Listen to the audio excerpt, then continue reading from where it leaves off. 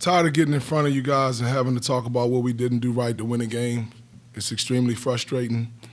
I had a long talk with the guys in the back, and thought the most disappointing thing was we didn't come out and play hard in the first half. I thought we were listless, no energy, no pop. I don't really understand why, because the practices haven't been that way. In practice, guys are seemingly excited, spirited, competitive, trash talking, competing, and we didn't bring that to the table in the first half, and I really don't know why. We have to be much better in that area. Obviously, we showed that we can compete in the second half, but I'm tired of talking about that, so I'm not going to talk about that anymore. We got to put a whole game together.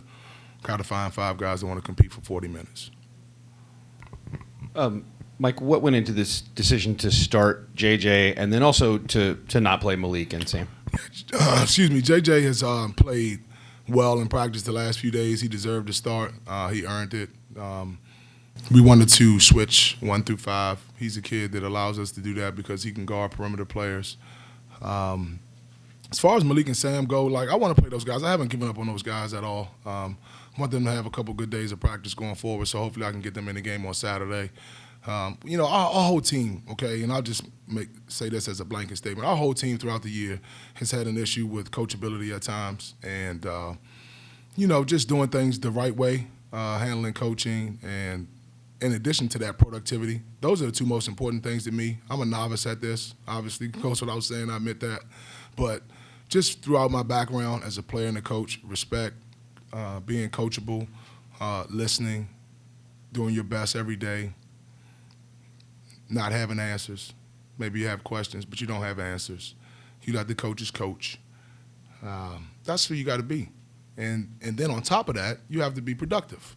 You have to go in the game and make some things happen. And so I've been searching for guys to bring both of those things to the table all year long. I was searching for that tonight, and I'm sure it showed. And Mike, do you feel like those issues were when you were coaching initially, over the time that Coach Mack was there, this season long? Whole season. Not the only coach, the only program that goes through that. Everybody goes through that. I think the better programs, the teams that you predict will play in the Final Four, the programs that are constantly good. But again, I guess if any school would struggle with that, any program would struggle with that, it would be ours, given this season, right? Staff changeover and Coach Mack in there the first 6, and then he comes back, and now I'm in, and so there's no really stability. Not that is an excuse whatsoever for our kids to not come in every day and listen and be coachable and yes sir, no sir, and be an everyday guy and compete and fight and not have things to say and then again on top of that be productive, right? But there, you can see why that might be the case given this season. So what I would like to see happen is for us not to have that issue going forward, right? Let's patch that hole. Let's come in. I know I'm not the permanent head coach. I'm certainly not a Jay Wright or some of these established head coaches that have a culture and have been there for 20-plus years. But let's come in and let's be about the right things every day, and let's see what happens. Mike, tonight, the previous game against Notre Dame, and in that Duke game, you guys either been tied or up, but then in the final segment, few minutes, things kind of unravel towards the end. Why do you think it is that when it gets towards the final segment with the game on the line, that the execution starts to falter a little bit? Is it that coachability that you're talking about? No, I don't think that's coachability in those moments. I think that I have to do a better job of trying to get our guys in action that gives us an advantage. I also think that in the last couple of games, we're expecting a coverage and we didn't get it, and team may switch a ball screen, for instance, and when Miami's guards, for instance, right? When we had a bigger guy on their guards, they were able oftentimes to get in the lane and create a play. The situation down the stretch a couple times, that wasn't necessarily the case for us. We have to get more guys being able to, when they get a switch, take advantage of that switch and exploit that big guy that's on the ball and create a better shot and a better opportunity. But I'm going to take some responsibility for that as well. I haven't been in enough of those moments to give those guys the right answer, but sometimes the right answer is just like, hey, you got to make a play. You got to make a play. You have to exploit a mismatch. So, that's twofold. Only 6 assists on 27 made field goals. Nobody had more than 1. Is that just a quirk, or do you think guys are trying to do too much on their own? Well, I'm going to take some responsibility for that as well. You know, we had to implement a new offense in the last few days that we felt like it allowed us to post the ball. We didn't run it very well. You know, 3 days isn't a ton of time to get that going. Miami presented problems for us defensively because of their pressure. They're out in the passing lanes. They don't allow you to reverse the ball. They're one of the top-tier teams in steals, and it became hard to reverse the ball, so we couldn't really run that as much. So we wound up running set plays, okay, that are for individual players to play out of the post primarily or to use a ball screen. And so Dre's down there on the block, and he's trying to operate, and they're not really doubling, so now he's a one-on-one player. You know, Jalen Withers has shown that he can play better, but, again, we were trying to post him as well. So we were running some more isolation plays just to try to get the ball in the paint. I felt like after the Notre Dame game, we take 33s. Okay, Notre Dame was a phenomenal three-point shooting team. They only take 20. So a huge emphasis for us going into the game was to try to get the ball in the paint, post it, drive it, get offensive rebounds. So, you know, but again, I take responsibility in that. You know, our offense has been something that's been, you know, transitioning throughout the year, right? Trying to constantly find ways to play to our guys' strengths. And so we made some adjustments to it. It's going to take us some time to get better at it. But I do feel comfortable with what we're doing. We have to get better at it. There was a surge of energy with the Duke and the North Carolina games, and if coachability was a problem at that point, it wasn't obvious. Yeah. Has something changed? Are guys getting discouraged? I think so. I think that's natural, right? I mean, they're young kids. Shit, I'm an adult and I'm discouraged, right? The fans are discouraged. Everybody's discouraged. But it's what you do. It's what you do when you get discouraged. Okay, now you're discouraged. Now what? Now what? Come in, be coachable, get back to work. Let's get better. Let's find a way to figure it out so we don't have to be discouraged. Let's encourage each other. Let's flip it. Let's help each other. I mean, it may sound corny, but that's what we have to do because everybody runs up against hard times. This is a hard time. Kids, for our staff, families, come on. But we can't quit. We can't crack. Got to push through. What else you going to do? Mike, kind of going off that, Sid didn't play much to start the game, and he looked to be getting noticeably frustrated tonight. Was there anything going on there with him that you saw in practice or tonight that you noticed?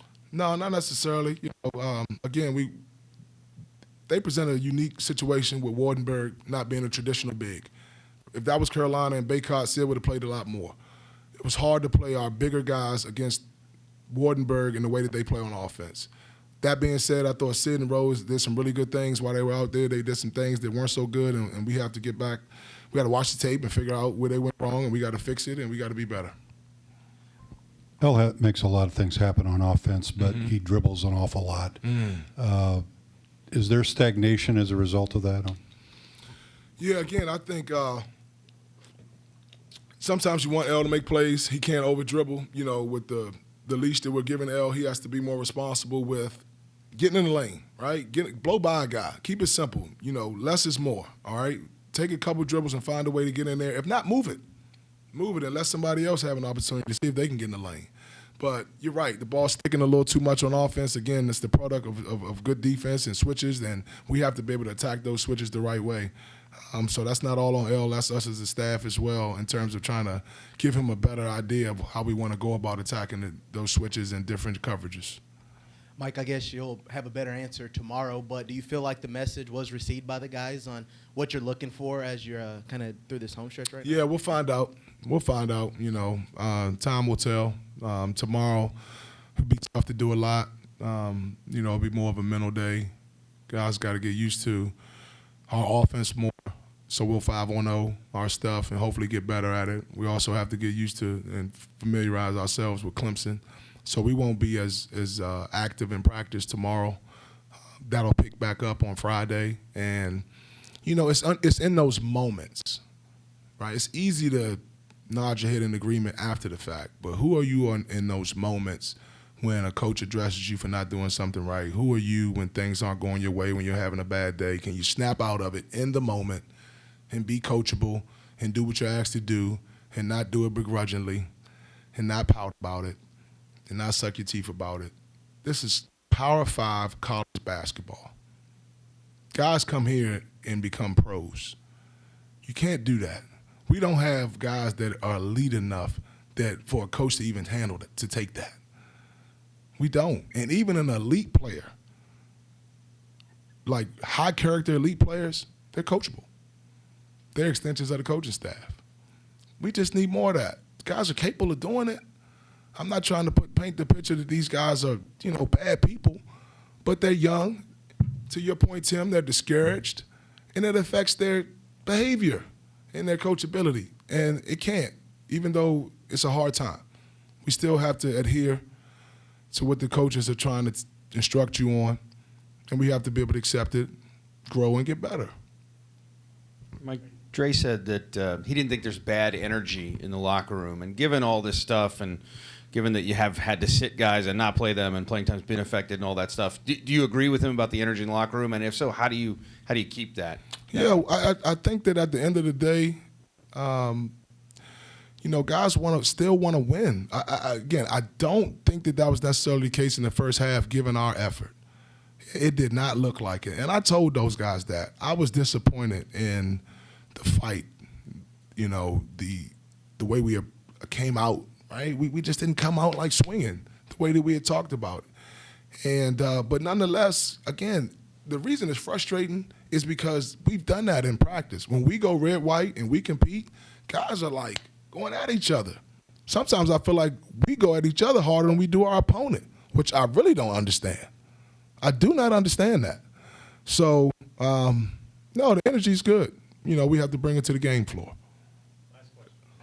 Mike, are you concerned at all that maybe the overall frustration and discouragement, like you said, could reach a boiling point or a point of no return, so to speak? No.